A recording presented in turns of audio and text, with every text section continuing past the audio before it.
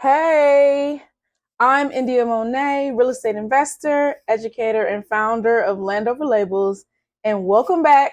I feel like a real YouTuber now, y'all. This is my second Get Ready With Me video, and I'm so excited to have you here. I'm getting ready to shoot some other content for my brand.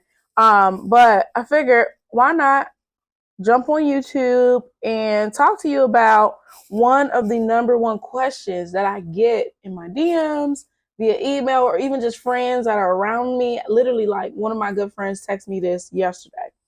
The question that I always get as a real estate investment strategist is, what should be my first purchase? So this video is going to give you the answer to that.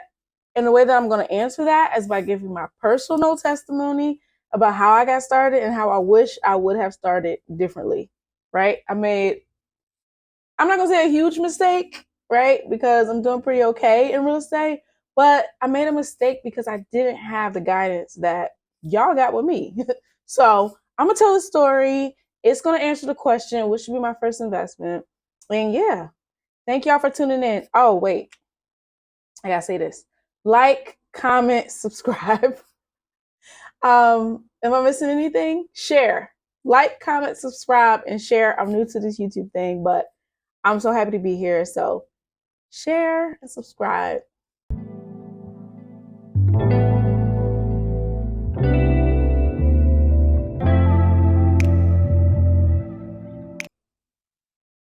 I'm still trying to figure out this whole talk and do your makeup at the same time thing. So what should be your first purchase? So when I first bought my property, at first I was looking for what I like to call the white fence dream, right?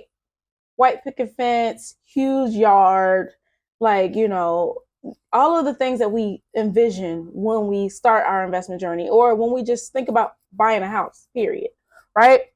And so for me, I had the same mindset. I had the same consumer mindset of, let me go get the biggest property with the best 2-level deck and patio and all the grass for my son to run around and his dog.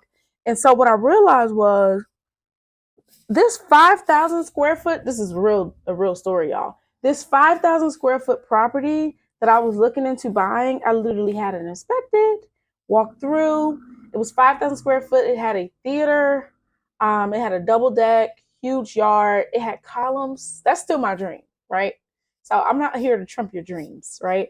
But I realized that I needed to have a producer mindset, and I needed to invest first in things that were going to gain equity and things that were going to cash flow for me. But I realized that a little too late, right?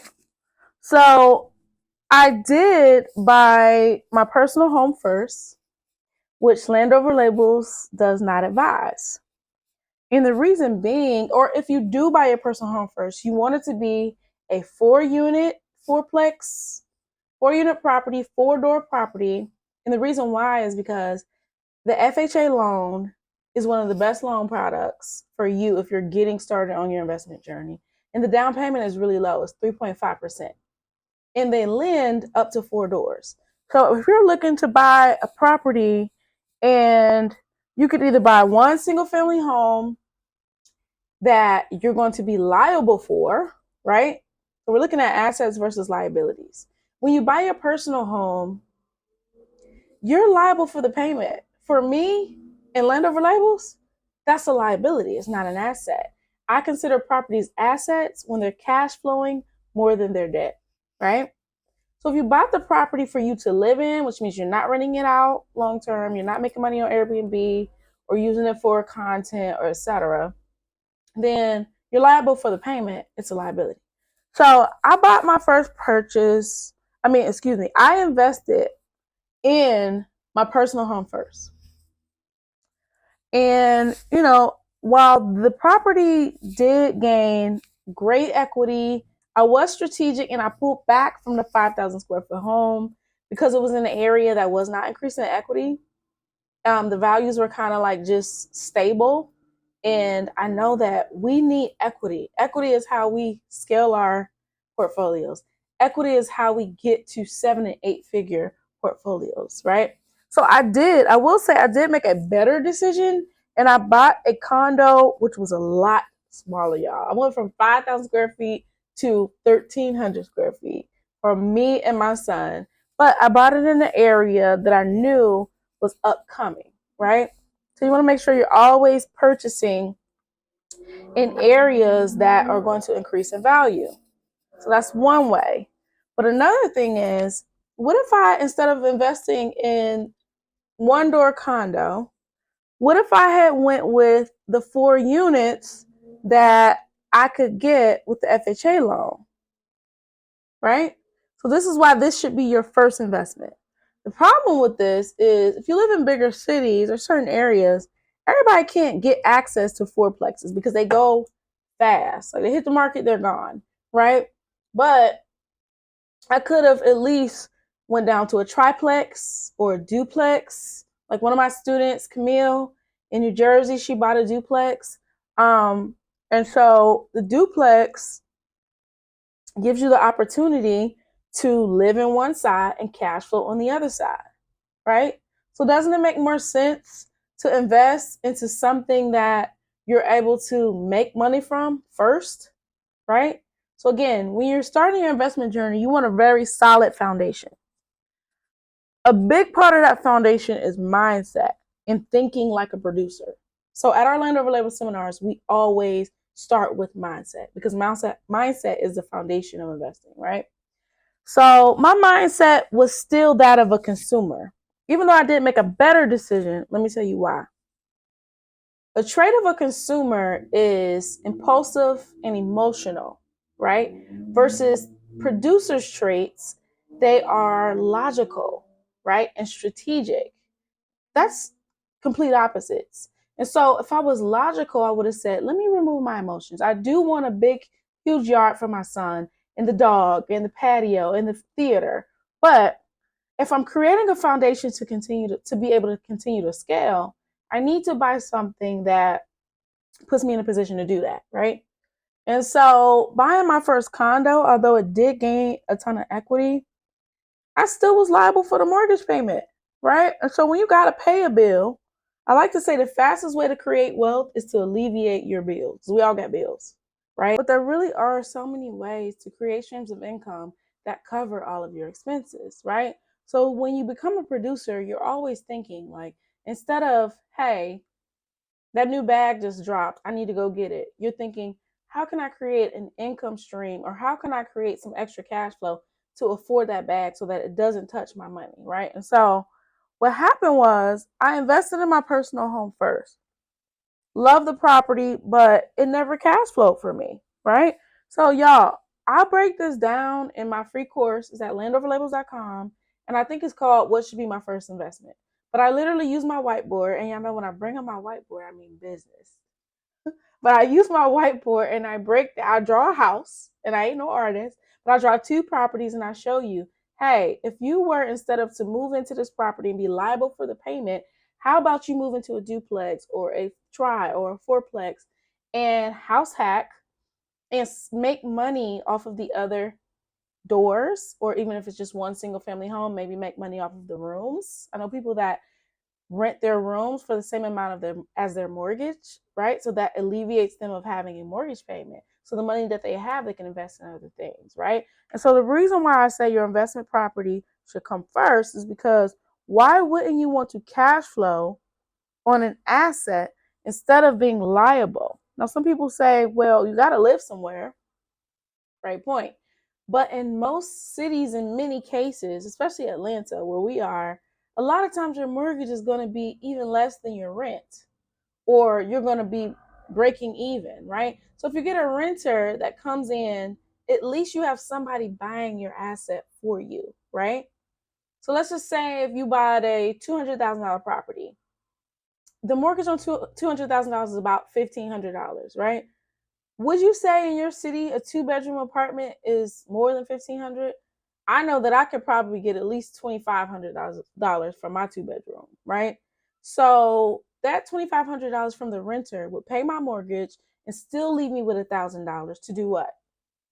Buy that bag right? Hence land over labels. Or for me, as an investment strategist, I would take that $1,000 and put it into another property, right? Maybe $100,000 property where the mortgage might be about 800, and you still have a renter there. And so that's how you build a foundation to be able to continue to scale. That's why I feel like I made a little bit of a mistake, because I would have been able to scale faster if I invested in either a multifamily or something that was going to cash flow for me instead of cost me. But at the end of the day, the most important thing is ownership. So again, I have a lot of friends that ask me like, should I do a condo? Should I do an apartment building? What should I do first? Should I do my personal home? Definitely not your personal home. Or if it is your personal home, it should be something that could be your personal home slash an investment, right? So can you do a personal home and house hack and rent out your basement or your garage or put a tiny home in the backyard? Like I see all these Airbnb tiny homes in Atlanta and they're sitting in the backyard. What y'all think these folks is doing? Like they're literally making the mortgage off the tiny home in the backyard to pay for their house, so that whatever they're putting on their mortgage, they can now transfer that into another property. Does that make sense? If it doesn't make sense, go to landoverlabels.com and watch the free 15-minute course. It's pretty bomb and it breaks it down a little bit more.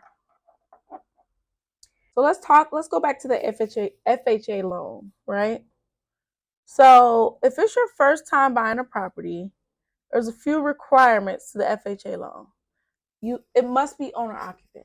That means that yes, they will lend to you up to 4 doors, but you have to live in one of them, right? So let me give this example. Let's say you bought a $500,000 fourplex. I don't know what cities y'all are in, but even if you don't invest in your own area, and I highly recommend investing in other areas. If you live somewhere that's very expensive, don't let that shy you away from investing. Because I have 13 doors in Ohio and I live in Georgia. So don't ever be afraid to invest outside of your state. That's also another question I get all the time, right? But let's just say you had a $500,000 property with 4 doors. You live in one, and obviously you rent out the other 3. If you had an FHA loan, 3.5% on $500,000 is only $17,500. Y'all, I could swipe $17,000 on a credit card. And we teach business credit and land over labels. So if you don't have credit cards with $20,000 limits, you need to be at our event. If you don't have $17,000 to put down on a building, do you have a friend that you can JV with? Keyword JV, joint venture, because joint venture is a great way to get into real estate too. And then once you put down the money, right? So you have somewhere to live and you have 3 apartments cash flowing for you. So if you were to get, let's say, $2,000 per unit, that's $6,000, right? The mortgage on a $500,000 building is about $3,000. Actually, it's a little less, but it depends on your interest rate. So now you have an apartment to live in for you, your child, your children, your man, whatever, and 3 apartments that are cash flowing enough to pay your mortgage, and you still have $3,000 in cash flow per month. You see why it makes sense to buy your investment property first? Now that's like the sweetest deal, right? That's like, I like to say, highest and best use of investing, right?